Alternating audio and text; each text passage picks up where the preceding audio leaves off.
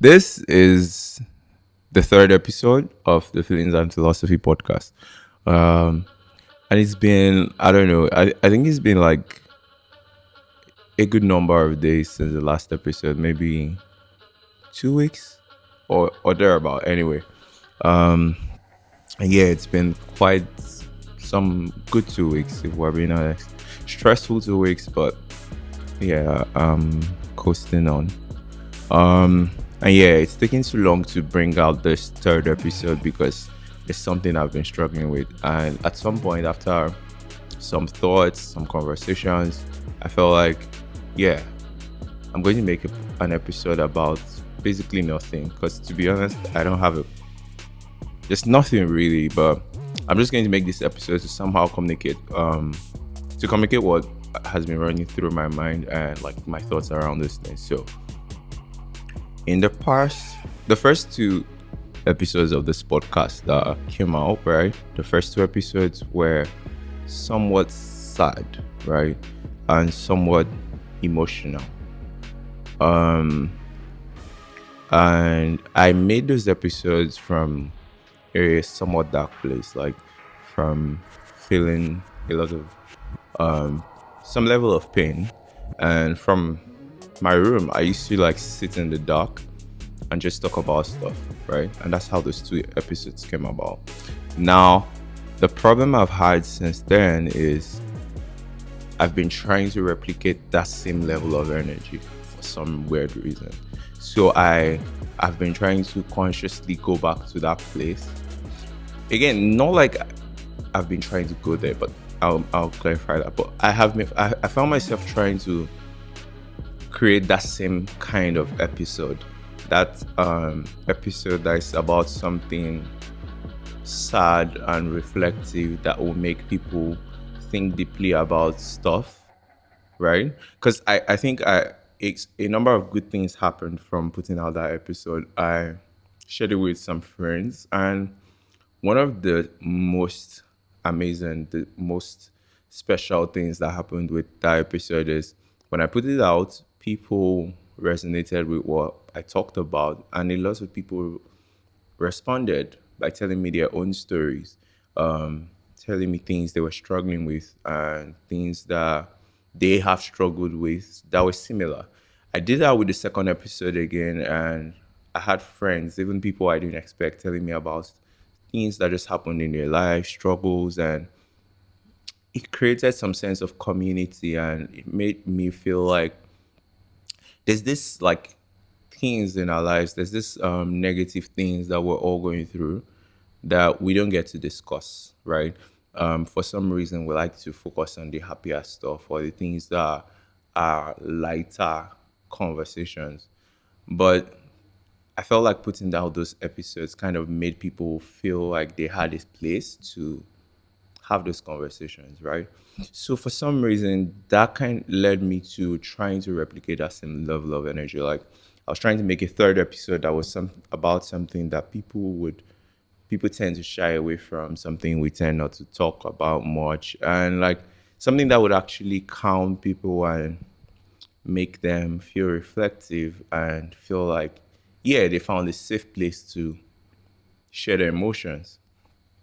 But then it had been a struggle because if you remember, I dropped like a video a while back where I talked about trying to consciously walk away from my depression, right?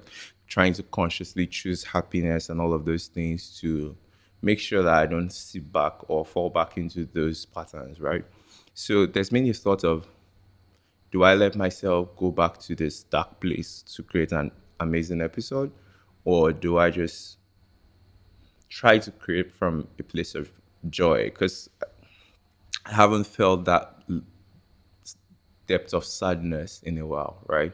It's becoming a somewhat unfamiliar feeling. Of course, it will come at some point. That's how life is, but it's not been as frequent as normal. So I have been kind of distant, right, with that emotion. So I'm like, do I let myself go there just so that I can create a good episode, or do I just like talk about stuff from a happy place and see how that works out, right? And it's tricky. This is even something that like tons of people struggle with. If you're an artist or like a musician or a creative of some sort, maybe a writer, for some reason there's this allure or there's this enticing thing about going to a dark place to create stuff. And somehow we convince ourselves that whatever you create from a dark place is your best work. Like, oh, it has more meaning. You put a lot more into it, all that pain you. And I understand that as someone who has gone through that, someone who has done that, and I totally agree. But I think I began to question that thought. Like, is my best work? Do I really create the best stuff when I'm sad? Do I really have to somehow force myself to a dark place to create stuff? Because I remember even when I was younger, I would consciously like start thinking of things that made me sad, start like something is called ruminating, right? I would consciously ruminate on pain, past traumatic events in order to get me back there. And I would write, or I would paint, or I would sing. And it felt like for some reason that was like, yeah, it held like more meaning. There was some emotion to that kind of work. But the question is, do we really create our best work from a dark place? And is the work you create when you're happier really not as good? And yeah, that's the dilemma, right? But I was having a conversation with my friend this afternoon, and we're talking about this, and I feel like that's not true. I think the problem there is that depression, sadness, and those things that we classify as a dark place are familiar yet not commonplace conversations, right? So when I talk about things like that, people tend to resonate with it, but they don't have those conversations every day. So it feels like something special. It feels like you found someone who understands what you're going through. It feels like, oh, I'm not that crazy after all. Like these things are kind of normal with plenty with a suffer this thing kind of vibe, right? And that kind of makes us to want to, oh, share more, feel like, oh, I'm resonating. This is deep. But then deep simply means like not commonplace, right? It's not something you find everywhere. It's not common sense, right? And that means that we only consider sadness and things that come from there as with deep meaning because we've chosen to unfamiliarize ourselves with those things. We talk about being happy every time, we're always trying to be happy. It's all jai jai. It's like go to the party, hang out with friends, go to the club. And those moments we share with friends.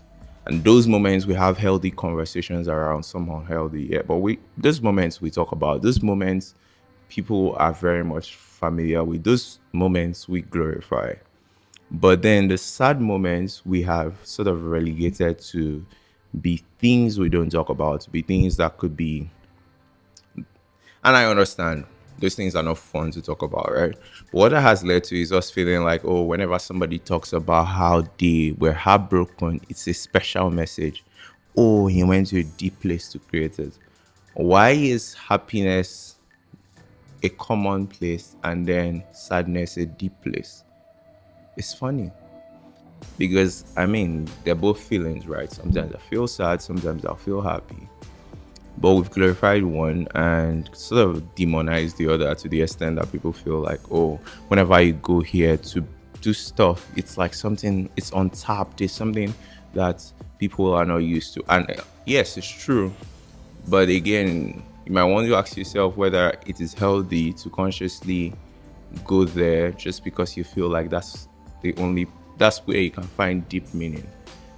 Because yeah, I think it boils down to the same thing about it being a choice. Like you can choose to live a life of, in quote, deep meaning drawn from sadness, create work of deep meaning drawn from sadness, or you could do the same drawn from happiness. And yes, people may feel like, oh, yeah, it's commonplace stuff. but I'm not sure how much of that you're willing to trade for your own sanity, right? Would you rather like create this kind of work that come from like, oh, he channeled all the pain he was feeling into this. How about channeling all the joy you were feeling into something? That's cool, right?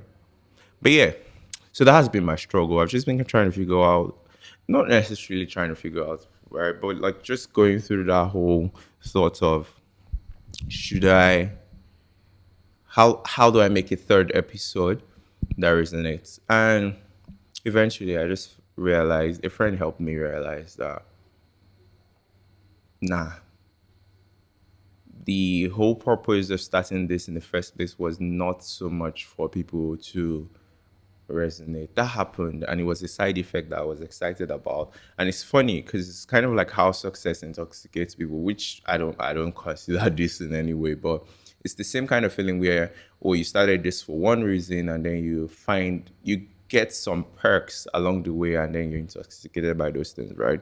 But I started this in the first place to talk about my feelings, and I think that my feelings are not that special. So to a large extent, they're commonplace. So yes, people will resonate. Do I want to chase that resonance? No. It's me expressing my feelings first before resonance, if at all that comes at some point, right? So that's one of the things I'm getting to, right? I don't have to be sad to make an episode. I've been happy for a while and I keep it at that. Yeah. This has been like the first time where I've experienced like 2, 3 weeks of stress and not broken down.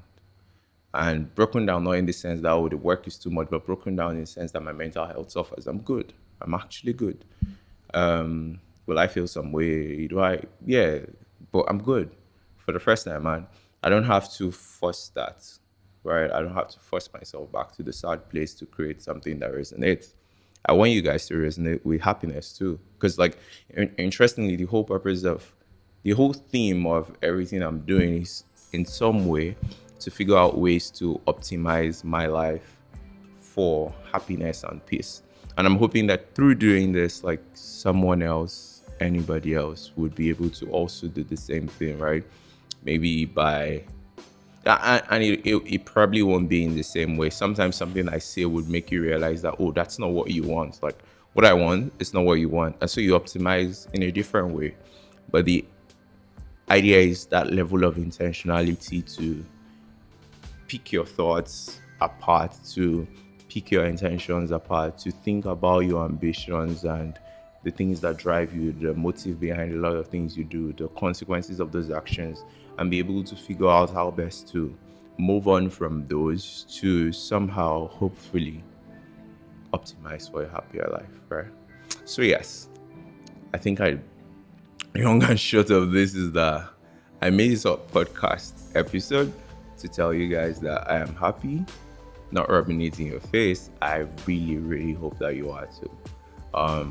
And I think that, yeah, it's a conscious thing, and a good question to ask yourself at this point would be, am I chasing sadness in any way? Like, am I consciously making the decision to go back to sadness for some reason? Maybe because it's familiar, maybe because you think you create your best stuff when you're there. Maybe you should try the other thing, right? Because someone asked me yesterday, have you even ever tried to create from like a happy place? I'm like, no, I've never made anything personal, anything like this from a happy place, ever. In the 20 something years, 21, I don't know my own age. But yeah, in a number of years I've been on this earth, I have never made something personal from a happy place. And this is the first time I'm choosing to do so. So this is kind of a milestone. So I really should drink to that. But yeah.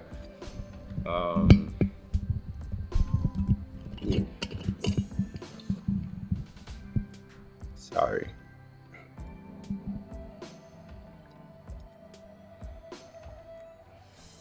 Am I the only one that can't use my left hand to do lots of things? Like my left hand is near useless. Like there's no coordination. I don't know why that happens, but Yeah, and it shakes quite a lot. Like once I hold anything heavy with this hand, you just see everything. Do you have that? I don't know. But yeah, so I'm creating this from a happy place. Ooh, my leg is cramping. And yeah, I'm wishing you happiness too. I'm going to be putting out more episodes over. Yeah, I think I'm back. Happy episodes coming your way. Sad episodes whenever that happens. Yeah, I'm just gonna journal everything and share with you guys. And I hope that some way you get something from it. Yeah, I definitely wish that for you. In the meantime, I'm going to spend some time drinking, sipping some wine, right? And playing music, singing. By the way, I figured out something today. So, not today actually, some months back. I figured out how like these Nigerian movies. I don't hate Nigerian movies, so okay. I think I just lied. I kind of really don't like Nigerian movies. Um, I'll probably explain why someday.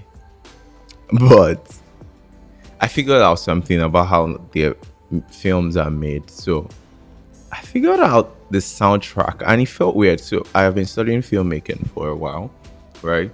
And one very important component of filmmaking is sound design, right? And you have to make, like, you have to try to use music and sound that captures the feeling, or that communicates the feeling that you're trying to evoke in your audience, right? So, and it's a pretty complex thing. It sounds simple, like just play one of Whiskey's song on top of the video, and yeah, sound design.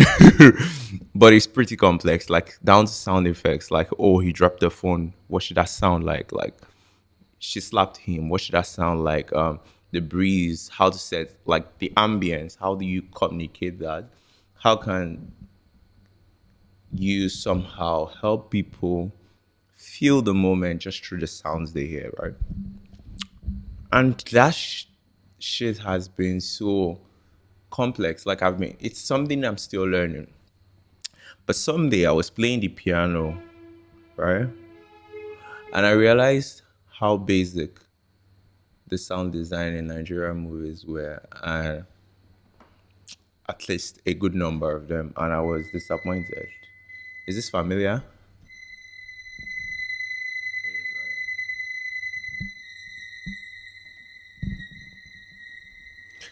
Now, it was so funny because I, I discovered like, oh, they just like use risers and yeah, kind of play around with those sounds to create some tension, even in places where sometimes there's no tension. Like, listen.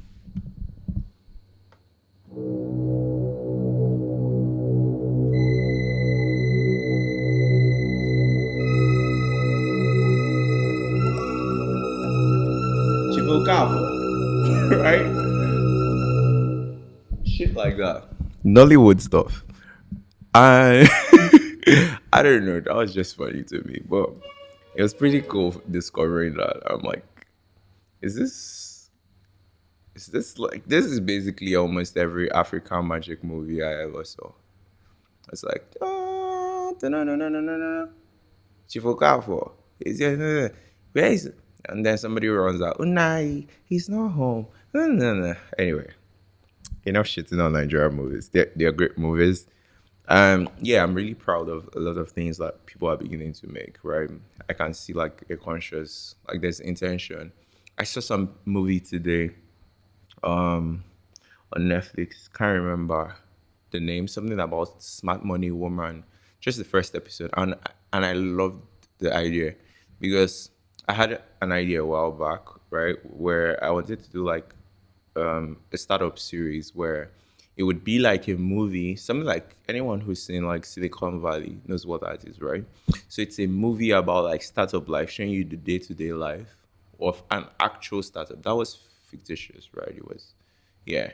But this would have been an actual startup. I still would like to do this at some point. Just my life is kind of weird right now. But it would be like an actual startup, right? Showing you step by step of the evolution of the startup, and it's real, right? And you get to see day in, day out. But along the way, the intention is to teach you lessons. So you show how the ideas get validated, and in the process, you learn how to validate an idea. Market research, you're learning how to do your market research and all of this.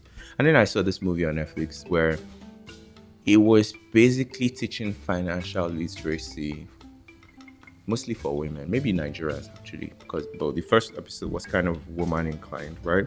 And it was basically teaching financial literacy, but in an entertaining way. It was a movie, and then in between there was lots of those like nuggets and insightful things. It was cool. So yeah, but the point I'm really excited about, like the fact that people are paying more attention to the quality of what they put out, storytelling and all of those things. So that's pretty cool. Yeah. There's a number of filmmakers I also watch that I appreciate. But yeah, anyway. That's it for this episode. Thank you for watching. If you're watching on YouTube, thank you for listening. If you're listening on any of the podcast platforms, Spotify, any of those platforms, thank you for listening. If you enjoyed this episode, please drop a comment. I hope you're watching on YouTube because, my YouTube channel has been dry. So I'm trying to increase activity in some way. But yeah, if you're watching on YouTube, make sure to drop a comment. Or you could just send me a message on WhatsApp for those who have my number, and let's talk. Thank you so much for listening to the podcast. And I love you. Yeah, I do. You.